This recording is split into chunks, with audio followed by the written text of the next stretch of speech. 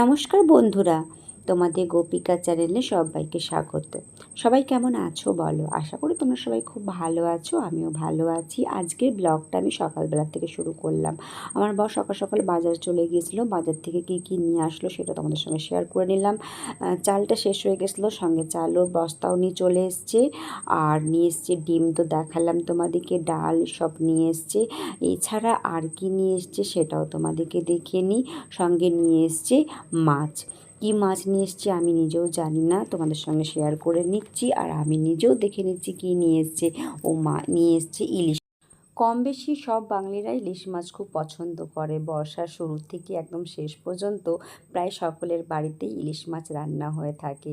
মানে ইলিশ মাছ হচ্ছে এমন একটা মাছ, যে না মাছের নাম শুনলে প্রত্যেক বাঙালির জিভে জল চলে আসে। তো ইলিশ মাছে কিন্তু অনেক উপকারিতা আছে। ইলিশ মাছ মস্তিষ্কের কার্যক্ষমতা বাড়ায় এবং ইনসুলিন নিয়ন্ত্রণ রাখতে সাহায্য করে। ইলিশ মাছে তো ভিটামিন ডি, ভিটামিন ই থাকে, এছাড়া থাকে ওমেগা 3। ওমেগা 3 থাকার জন্য কিন্তু আমাদের রক্ত সঞ্চালনে বিশেষ ভূমিকা পালন করে। আজকে আমি ইলিশ ভাপা বানাবো, আর সেই রেসিপিটাই তোমাদের সঙ্গে শেয়ার করছি। তো ইলিশ ভাপা বানানোর জন্য এখানে আমি 4 টুকরো মাছ নিয়ে নিয়েছি, 3টা পিস আর একটা ল্যাজা। বাকি মাছগুলো আমি কিন্তু রেখে দিয়েছি, আজকে সমস্ত মাছ বানাবো না। তো আমার হাজব্যান্ড তো খাবে না, আমি আর আমার মেয়ে খাবো। আমার হাজব্যান্ডের জন্য ওই গিলামেটা রান্না হবে। তো আমি মাছগুলোতে ভালো করে লবণ হলুদ মাখিয়ে নিয়ে 10 মিনিটের জন্য রেস্টে রেখে দিলাম।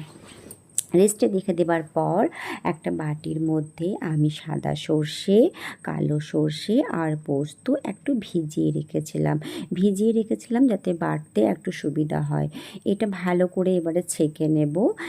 ছেঁকে নিয়ে আমি এটা একটা জারের মধ্যে নিয়ে সুন্দর একটু মিহি পেস্ট বানিয়ে নেব। এর মধ্যে কিন্তু আমি আর কিছু মেশাচ্ছি না। তো এইটা দিয়ে আমি একটা মিহি পেস্ট বানিয়ে নেব। এইটার পেস্ট বানানো হয়ে যাবার পর আমি এইটাকে নিয়ে একটা পাত্রে রেখে দেব। পাত্রে রেখে দেবার পর ওই জারের মধ্যে আমি একটু টক দই আর নারকেল কুড়া নিয়ে নিচ্ছি। নারকেল কুড়া নিয়ে এটাও আরেকটু মিক্সিতে ভালো করে ঘুরিয়ে নেব। হয়ে যাবার পর আমি এটা একটা পাত্রের মধ্যে রেখে দেব। দেখো আমার পেস্ট বানানো হয়ে গেছে। এবার আমি একটা পাত্রের মধ্যে রেখে দেব।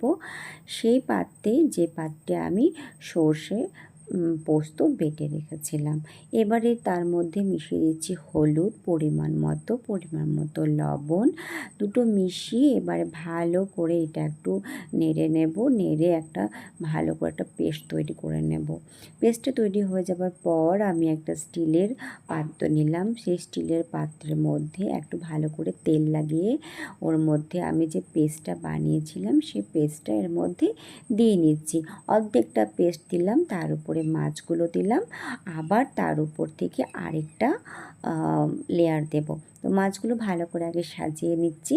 সাজিয়ে নেওয়া আমার হয়ে গেছে।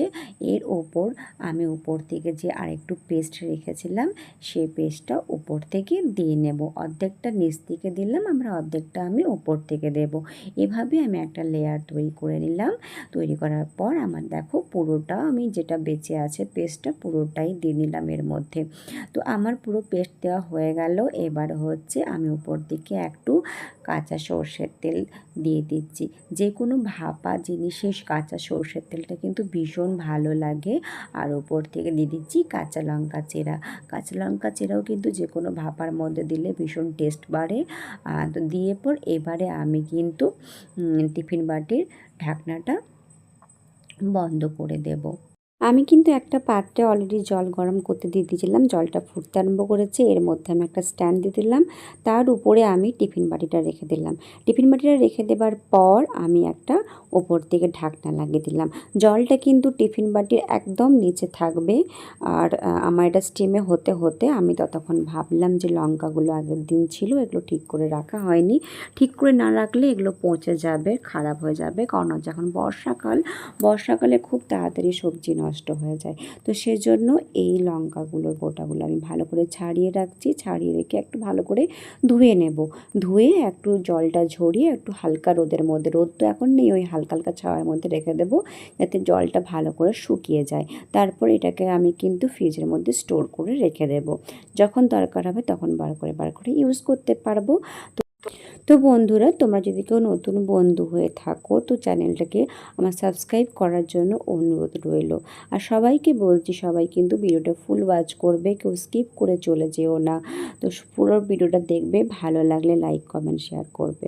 আমার লঙ্কাটাও পরিষ্কার করে রাখা হয়ে গেছে, আর এদিকে দেখো আমার মাছটাও হয়ে গেছে। কি সুন্দর কালার একটা এসছে, কি ভালো লাগছে দেখো। তো এটা আমি এবার একটা পাত্রে সার্ভ করে নিই। আর আজকের আমার কিন্তু দুপুরের লাঞ্চের মেনুতে আছে কিন্তু এই ইলিশ ভাপা।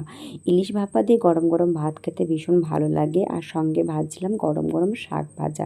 শাকটা কিন্তু আমি কালো জিরে, শুকনো লঙ্কা, একটু রসুন ফোড়ন দিয়ে নিয়েছিলাম। তারপর শাকটা দিয়ে নেড়েচেড়ে, লবণ দিয়ে নেড়েচেড়ে ভালো করে নামিয়ে নিয়েছিলাম। আর দুপুরের আজকে লাঞ্চের থালিতে আমার আছে ভাত, কাঁচা লঙ্কা, শুটকি মাছের ভর্তা, শাক ভাজা, মুসুরির ডাল, আর সাথে আছে আমার তৈরি আজকে ইলিশ ভাপা। তো বন্ধুরা, আজকে আমার এই দুপুরের থালি তোমাদের কেমন লাগলো অবশ্যই কিন্তু কমেন্ট সেকশনে জানিও। আর তোমাদের কার কার ইলিশ ভাপা খেতে ভালো লাগে সেটাও কিন্তু কমেন্ট সেকশনে জানাতে ভুলো না। তো আজকে আমরা দুপুরে খাবারটা খেতে থাকি আর তোমরা ততক্ষণ ভিডিওটা দেখতে থাকো। তো দুপুরে খাবার খেতে খেতে হঠাৎ একজন আসলো আর কি। আমাদের পাশে থাকে, ও বাঙালি, কোচবিহারে বাড়ি। তো সে যখন এসছে ওকেও দুপুরে লাঞ্চের জন্য বসিয়ে দিলাম। তো সবাই লাঞ্চ করা হয়ে গেছে। লাঞ্চ করার পর ভালো করে হাতটা ধুয়ে নিয়ে এবারে কাটবো ফল। তো ফলগুলো ভালো করে ধুয়ে নিচ্ছি। ধুয়ে নিয়ে ফল কাটবো। দুপুরে খাবার পর কিন্তু আমরা এটা প্রতিদিন খাই আর কি ফল। তো আমটা দেখো খুব বেশি নরম হয়ে গেছে, মানে খুব পেকে গিয়েছিলো আমটা। তো ছালটা ছাড়িয়ে কাটার জন্য আরও বেশি একদম ঘাটা ঘাটা হয়ে গেছে। তো বন্ধুরা, তোমাদেরকে আরেকটা জিনিস দেখায় যেটা আমি আজকে পেয়েছি গিফট, আমার বর আমার জন্য নিয়ে এসছে। তো সেটা দেখে নাও কি নিয়ে এসছে আমার বর আজকে আমার জন্য। তো বরই ওটা ওপেনিং করলো আর আমি ভিডিও করছিলাম, তোমাদেরকে দেখাচ্ছিলাম। তোমরা দেখতে থাকো আর কিন্তু আমাকে বলবে কমেন্ট সেকশনে আমার বরের দেওয়া গিফটটা কেমন হয়েছে। তো আমার বর এদিকে প্যাকেটটা খুলছে। খুলে দেখো, খুলতেই ওর টাইম লেগে যাচ্ছে। আমার এত বিরক্ত লেগে যাচ্ছিলো না দেখার জন্য, আমি অস্থির হয়ে গিয়েছিলাম। তো দেখো কি সুন্দর লাগছে। এটা স্মার্ট কুকার নিয়ে এসছে আমার জন্য। কেমন হয়েছে কিন্তু অবশ্যই কমেন্ট সেকশনে বলো।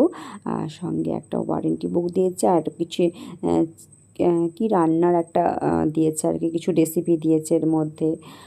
তো দেখো কী কী রেসিপি দিয়েছে, কী কী করতে পারি মনে হয় কুকারের মধ্যে সেই সব দেওয়া আছে।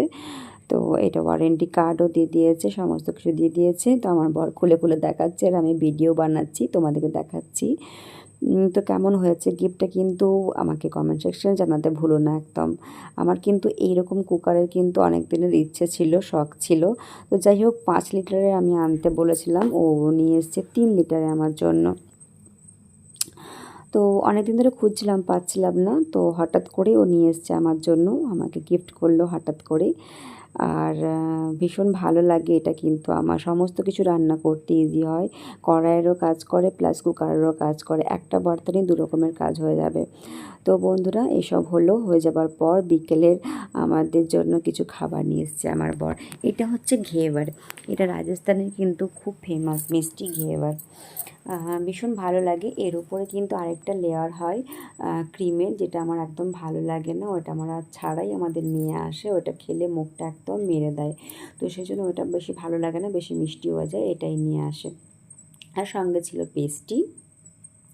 পেস্টি খেতে তো ভীষণই ভালো লাগে। আর ছিল এই বিস্কিটগুলো, এই বিস্কিটগুলো কিন্তু চায়ের সঙ্গে খেতে ভীষণ ভালো লাগে, আমার তো ভীষণ ভালো লাগে। আর সঙ্গে নিয়ে এসেছিলো কি সেটা দেখে নিই একবার। আর সাথে নিয়ে এসেছিলো দেখো ছিল পেটিস।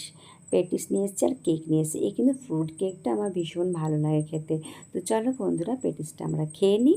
তোমরা ভিডিওটা পুরো দেখতে থাকো, ভালো লাগলে লাইক কমেন্ট শেয়ার করে দিও। সবাই ভালো থেকো, সুস্থ থেকো।